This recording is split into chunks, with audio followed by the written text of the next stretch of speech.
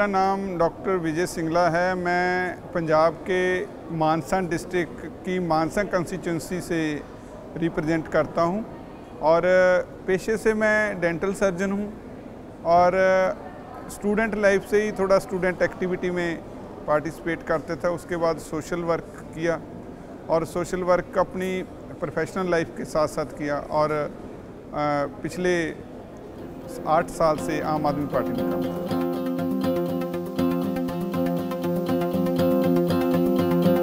हाँ जी, मेरी जो कंस्टिट्यूंसी है ये सेमी अर्बन कह सकते हैं और इसमें अर्बन भी है और रूरल भी है। मतलब 2.5 लाख के करीब वोट है, जिसमें तकरीबन 1.5 लाख से ज़्यादा रूरल का है और 1 लाख के करीब अर्बन वोट्स हैं इसमें। और इसमें 63 विलेजेस हैं, काफ़ी बड़े हैं। 2-3 बड़े टाउन्स हैं डिस्ट्रिक्ट लेवल का, जो हमारा मानसा डिस्ट्रिक्ट है।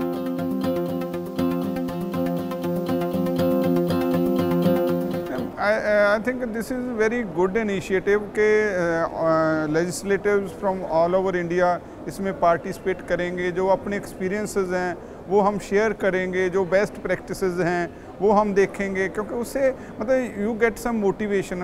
वैसे भी जैसे हम नॉलेज शेयर करते हैं तो उससे नॉलेज बढ़ती है ना। ग्राउंड लेवल पे बहुत सी ऐसी चीज़ें होती है स्पेशली पॉलिटिशियंस के लिए, क्योंकि जो प्रैक्टिकली देखना होता है, थ्योरेटिकली नहीं होता। प्रैक्टिकली हम किसी एमएलएस के, किसी दूसरे स्पीकर साहब के साथ जो सीनियर्स हैं उनके साथ डिस्कस करेंगे, वो बताएंगे कि ये प्रॉब्लम है, इसको ऐसे सॉल्व किया जा सकता है। तो जो फर्स्ट हैंड इंफॉर्मेशन है और एक्सपीरियंस है ना, that counts a lot. I think ये बहुत यूज़फुल होने वाला है।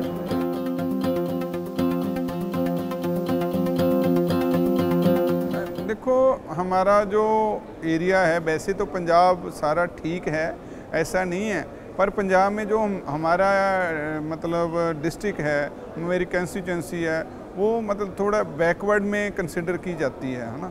इसके एडजॉइनिंग हरियाणा और राजस्थान वो एरिया आ जाता है, जिसमें south Punjab I can say.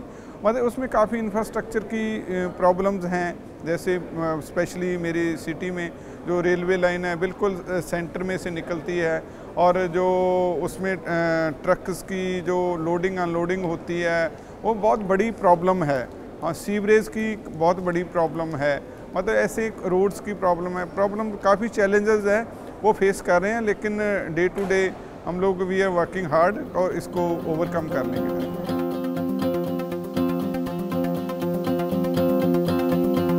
तो मेरा पहला इलेक्शन में अभी 2022 में लड़ा और मुझे बड़ी खुशी से आपको बताना मैं समझूंगा कि और पंजाब में सबसे ज़्यादा वोट्स मुझे पड़े थे, 1 लाख के ऊपर वोट पड़े थे। हाँ जी। और आज तो चलो वो नहीं रहे, सिद्धू मूसेवाला आपने नाम सुना होगा, उनको हराकर मैं मतलब विधानसभा में पहुंचा हूं। हाँ, वो मतलब मेरे अपोजिट वो इलेक्शन लड़ रहे थे और मुझे लगा मतलब वो इलेक्शन बड़ा एक्साइटिंग था, क्योंकि एक इतने बड़े स्टार के सामने एक आम इंसान को इलेक्शन लड़ना मतलब काफ़ी बड़े चैलेंज थे। बहुत लोग कह रहे थे यार कैसे करोगे, लेकिन लोगों का इतना बड़ा साथ रहा, इतना एक्सपीरियंस अच्छा रहा कि मतलब सुबह से 5 बजे से रात को 1-2 बजे तक लोग अपने आप ही इधर उधर लेकर घूमते थे। मतलब बहुत अच्छा एक्सपीरियंस था और हालांकि 18-18, 20-20 घंटे काम करते थे, पर फिर भी टायरिंग नहीं होती थी।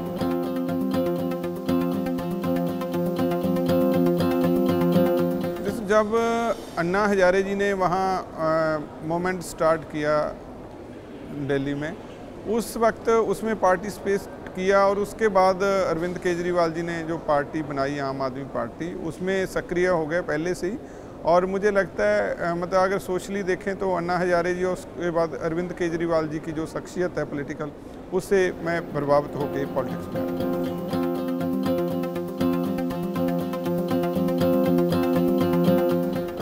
वैसे तो जैसे हमें सभी को मालूम है कि हम we are the biggest democracy in the world, पर इसमें जो हमारी डेमोक्रेसी है मुझे लगता है ये डिफरेंट इसलिए है कि जो इसके रूल्स रेगुलेशन है मतलब वो बहुत ट्रांसपेरेंट हैं। जैसे कोई इलेक्शन होती है, कोई इलेक्शन होने के बाद कोई भी मैं देखा है, जैसे इवन यूएस में इतना जैसे ओबामा जीता, उसके बाद अभी ट्रंप, मतलब वो आपस में ये कह रहे हैं कि हमें गलत तरीके से हराया गया हमसे। लेकिन इंडिया में, हमारे देश में, हिंदुस्तान में ऐसा है कि जो जीत जाता है वो जीत जाता है, जो हार जाता है हार जाता है। उसमें इस तरह का किंतु परंतु नहीं होता। डेमोक्रेसी में मतलब एवरीबॉडी बिलीव्स इन इट कि बेशक कोई 20 साल किसी चेयर पे रहा है, अगर नेक्स्ट इलेक्शन वो हार गया, वो ही विल नॉट क्वेश्चन। मतलब I think this is the beauty of our democracy, और this feature makes us different from others के यहाँ real democracy is here in our country.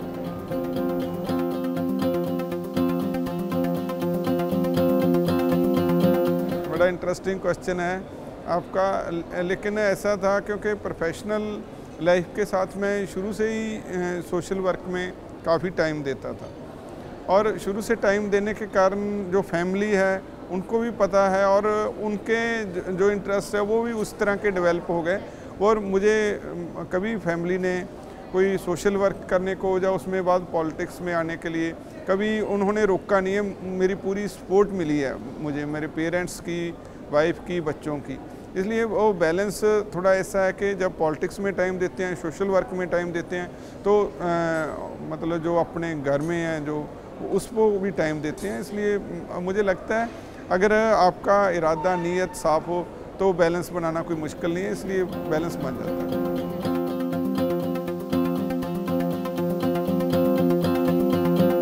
सबसे बड़ी ताकत तो मेरे लोग हैं, मेरे कंस्टिट्यूंसी के जो हमारे वोटर हैं, जो वहाँ के सिटीजन्स हैं, वो सबसे बड़ी ताकत हैं, सबसे बड़ी सपोर्ट है। क्योंकि जो इलेक्टेड रिप्रेजेंटेटिव होता है वो उन्हीं के कारण होता है। हाँ, ठीक है, एक बार उन्होंने जिता दिया, उसके बाद आपकी रिस्पॉन्सिबिलिटी बनती है। लेकिन अगर आपको परफॉर्म करना है, अगर आपको डिलीवर करना है, तो उसके लिए भी जो आपकी स्ट्रेंथ है, आपके लोग हैं, आपके सपोर्टर हैं, वो आपके साथ चाहिए। अगर वो आपके साथ नहीं है, आपका जो जीतना, आपका रिप्रेजेंट करना, I think that is meaningless. इसलिए मैं यही बताऊंगा आपको कि मेरी तो स्ट्रेंथ मेरे लोग हैं, मेरे वोटर हैं, मेरे सपोर्टर हैं।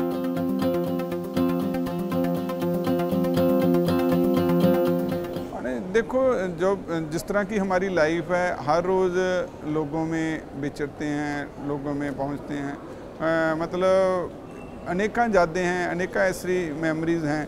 पर लेकिन ऐसा होता है कि कई बार कुछ इस तरह की मोमेंट्स होती हैं कि मतलब वो आदमी को मतलब अनफॉरगेटेबल हो जाती हैं। ऐसे पीछे 1.5-2 महीने पहले की बात है, मैं किसी गांव में गया। उसके पहले एक माता आई मेरे पास, वो कहती भी मैंने आपसे रिकमेंड किया था कि मेरे नी रिप्लेसमेंट होनी थी।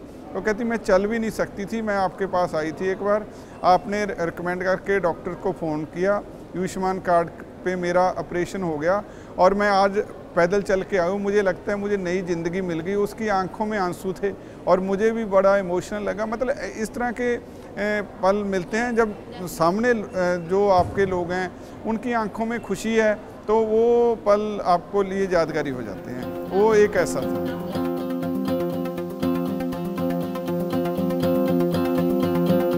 मैं युवाओं को यही एडवाइस देना चाहूँगा कि be sincere and honest to your profession wherever you are, whatever you are doing, do it with sincerity and honesty, है ना, and success will follow you, that is not a problem.